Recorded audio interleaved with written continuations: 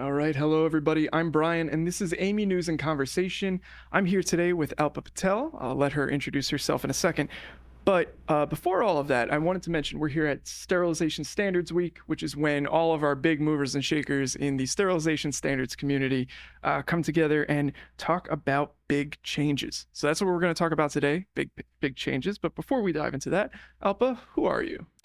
So in short, I am a microbiologist. I work at Nelson Laboratories, and I've been affiliated with AAMI for over 15 years, working on different working groups.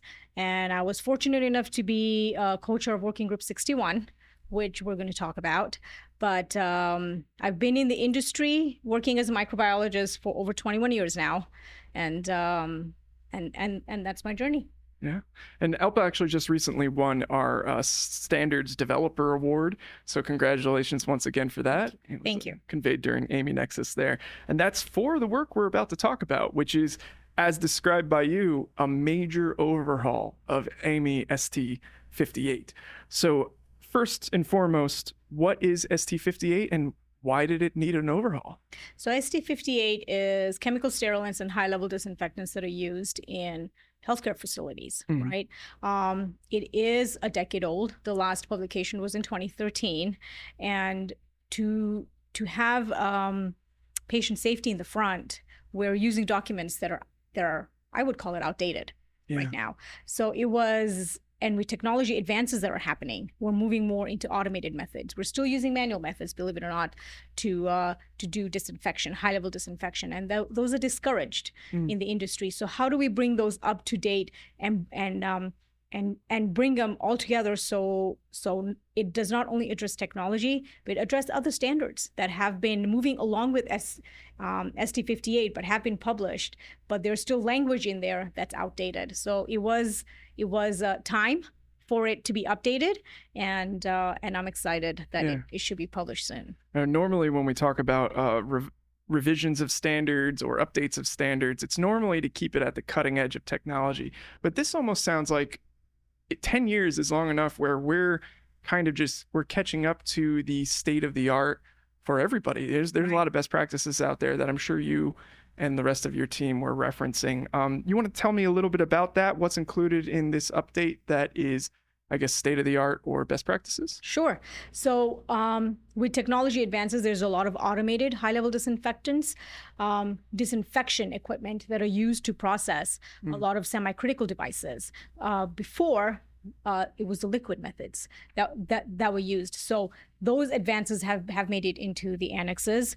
And also, liquid method is in, like, I would just take the device and dump it in a tub? Yes, that's right. Oh, wow. That's how it used to happen. And that's how we used to validate it in the lab, was we would just take a liquid. All liquids have a sterilization claim. Most high-level disinfectants usually have a sterilization claim, but it's a longer soak, 10 hours, maybe 6 hours. And the healthcare facility has to just put it in and leave. If you leave it for a longer time, it may deteriorate your product.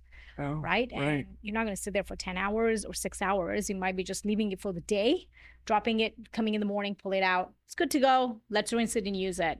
I can see how that could cause trouble with even availability of devices, right? If it needs to soak still. That is correct. So a lot of new technology has emerged over a decade to fix those problems, and also user safety. Right? You don't want to work with high-level disinfectants in an open space. I mean, ventilation systems are huge. So we updated ventilation systems for healthcare facilities. With that came design changes for healthcare.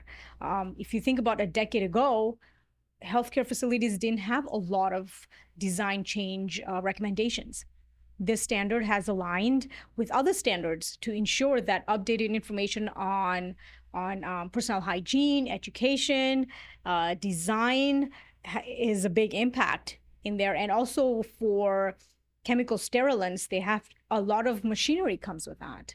Now, how do you make space for that? And what kind of systems do you need? I mean, there's even stuff where... So we're talking about floor layout, right? Floor layout, wow. Absolutely floor layout.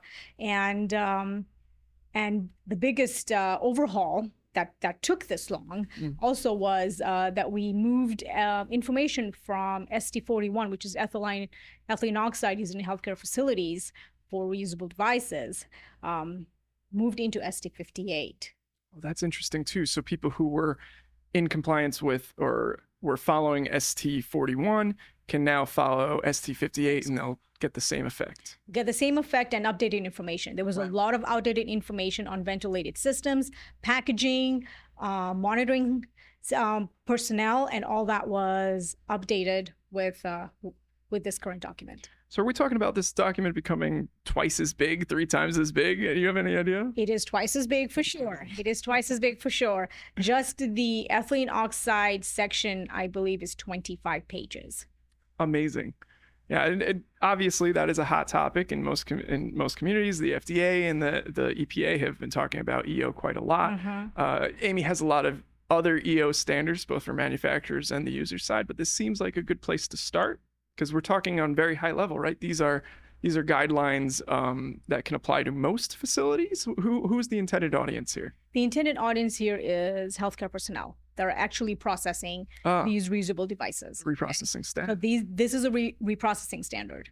So any devices that are semi-critical are processed, or critical that cannot be sterilized through steam.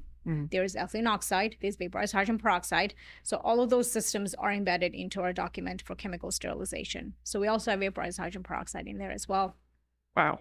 Yeah. For healthcare users, yes. Which, for those who don't know, the FDA just recently cleared vaporized hydrogen peroxide as a nice alternative and a, what is the exact term here? A Class A? Class A, yes. Yes. Beautiful. All right. And I want to go back because you mentioned this and it flagged me really quickly. I said, wow, that's interesting sounding. Personal hygiene.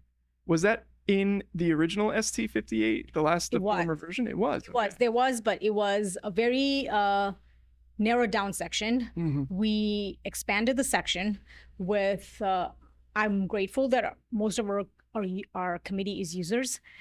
So they helped us define what is acceptable, what is not acceptable, including personal hygiene and PPE.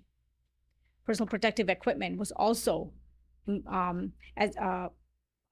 expanded further, just to make sure that we're taking care of also the user end and just not the devices itself. Gotcha. No, that's very good. And I'm sure a lot of people have been paying more attention to that, especially after COVID-19.